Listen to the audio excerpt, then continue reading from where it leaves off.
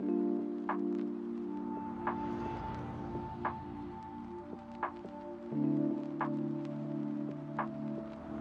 name is Madeline Woo. I'm from California. When I started dance, I can't even remember because my mom was a dancer and she put me into dance before I could walk. Like, she would carry me around the studio and like do a mommy and me class with me. So I just never knew a world without dance. So I was kind of born into it, I guess. I absolutely loved it. I loved moving my body. It felt good. It felt great to connect with other people in the dance studio because I was a very shy child. I was just naturally so introverted. It was really tough for me to talk to people I didn't know. So dance was kind of an outlet for me to express myself emotionally and to, create a community around myself without having to talk and feel uncomfortable.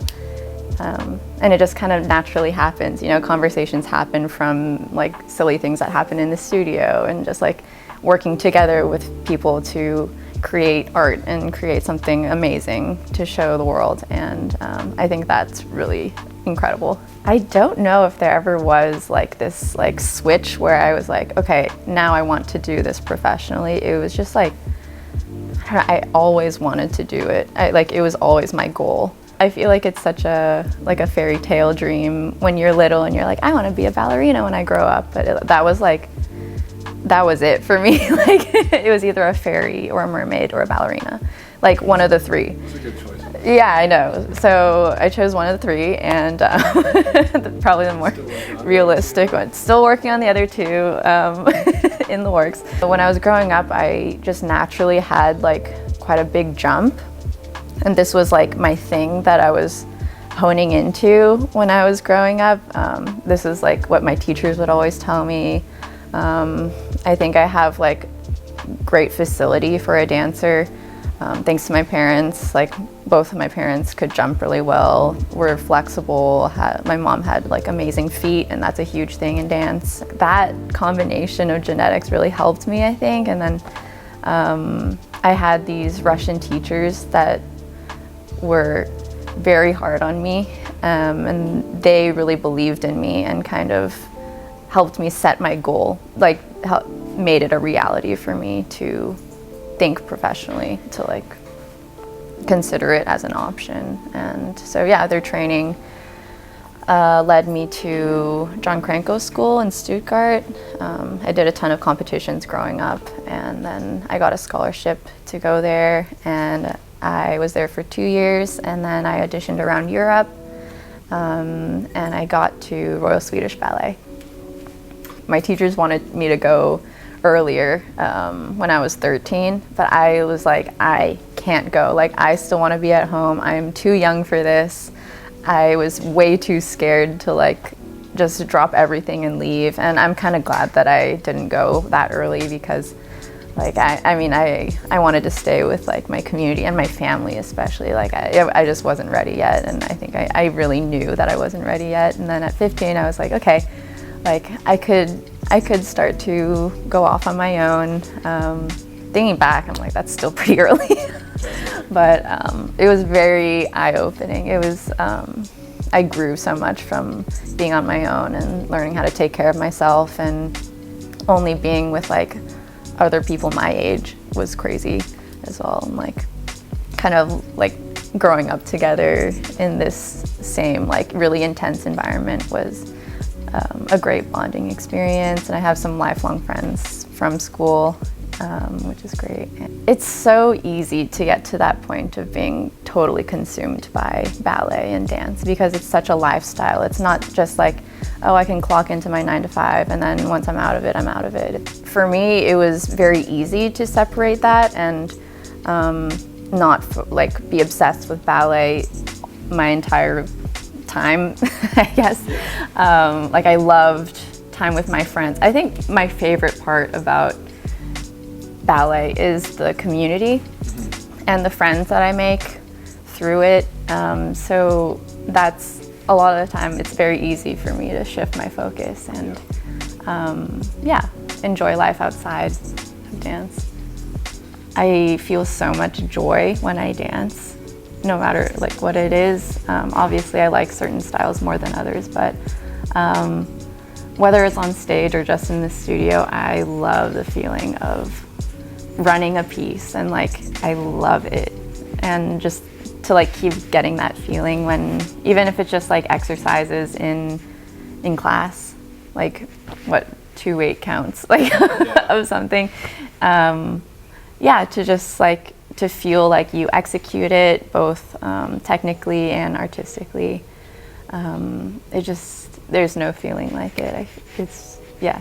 So my brand is called MADDWOO Studios. I actually started it when I got injured. Suddenly I had a ton of free time. I also was very present on social media. My partner Ethan was like, "You're always promoting other brands, why don't you create your own brand?" And I was like, "That's amazing, I would love to." And I feel like it's always been like a dream of mine to start my own clothing brand, but I don't know, I never had the time and I never had help, so I don't think I could have done it by myself.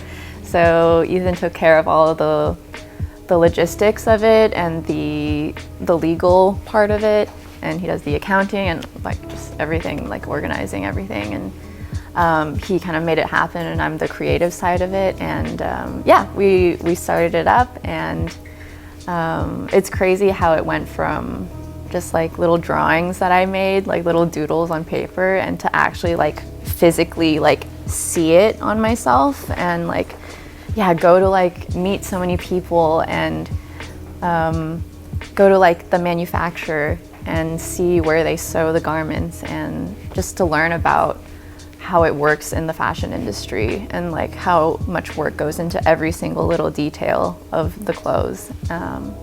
It was just a whole new world, and it was amazing to like learn so much and meet so many cool people. My brand is for everyone. I don't want it to be just for dancers. I want to share my experience with everybody, and I'm hoping that when people buy a garment, they aren't just seeing like a leotard or some sleeves or a pair of jeans. Like, I also want to share like a feeling, this feeling of gaining confidence, this like my journey of being this shy, insecure little girl who hated her body, and with just like an outfit change, I was able to become myself and yeah, show more of my personality. These garments are kind of curated in the studio over my years of professional dance. There are features in each garment that I hated in my uniform growing up, such as like, I don't know, in the leotard, it's high-waisted because the leotards they're usually like quite low, which makes your legs look very short, and they would squeeze your thighs, so it makes it look like a sausage. Just one example. And I absolutely hated that. So that's like one of the features, one of the many features of the leotard, for example. With the sleeves, I mean, I love having sleeves on because it just makes your arms look so much longer, and I feel like it really makes me dance differently because like when I see myself in the mirror, I can really see like the length of my arms, and yeah, it's just when you like how you look in the mirror, you enjoy it more. You can, I don't know, you like the shapes you make feel so much better. And then with the jeans, I mean, I love a baggy, low-waisted jean. Like, it makes me feel like a baddie. Like, I don't know how else to describe it. Just like, it's just this certain like demeanor that you have when you put on like a cool outfit. It just totally changes how you are. Like, I am starting to work with my well, she's my graphic designer, and she is also like doing product research and development and kind of all these amazing things. And she also is really into upcycling. So for the next drop, I think it's gonna be a summer drop. And she's gonna help me with using the leftover materials from this current drop and upcycling this into and reusing the materials that we have so that there's no waste to create the next one. So yeah, it'll kind of trickle into the next one, which I really love because we do really value our ethics and sustainability. No matter what you're doing, don't be afraid to do it in your own way. I think if you do it in your own way, it's going to be the best way in the end, just because, like, I don't know, everyone has such unique experiences growing up. So that will lead to, I don't know, your individualism and how you approach things. And yeah, I think like wear whatever you want. I mean, this is controversial, and I've gotten a lot of, I don't want to say shit, but yeah, a lot of judgment for, I don't know, my kind of more eccentric outfits in the studio. There's been both management and other dancers that have been like a bit annoyed about how I dress or act, and you know, like having fun with what you're doing. But I mean, that has taken me places that I never would have dreamed I would have gone to, and had me meet people that I never would have dreamed I could have met. And yeah, through social media, I was able to connect with so many different people, and people love seeing like characters, you know? And yeah, so I would say do it your way, and don't be fearless, I guess. Yeah. Yes, so disruptive. I mean, yeah, I guess the same thing, to do things in your own way, even if it's not the traditional way that they want it to be. It feels good when you find your own way to do it, and it's much more interesting to watch when you're doing things your own way. That's the beauty of art, I guess, because it's so objective that, subjective? It's so subjective that there's no right or wrong way, so why not do it in the way that feels best for you? Yeah, I mean, it can be objective, yeah, for sure. It can be.